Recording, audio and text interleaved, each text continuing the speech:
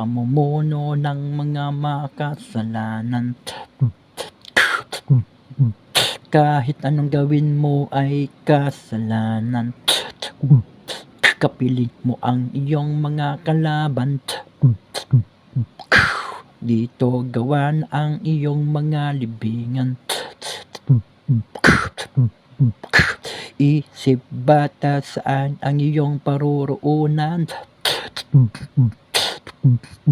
Ito, mundo ito ng mga kamatayan. Mundo ito ng may kamatayan. Paano ka papatayin ng mga yan? Nakasugal na dito ang iyong kabuhayan. Sa Diyos lamang ang may kasiguraduhan. Pero marami kang haharapin na kahirapan. Kaya mo bang magtiis hanggang katapusan para makamit ang magandang kinabukasan? Hawak nila ang buhay mo, pati ang pamumuhay mo dito sa mundo.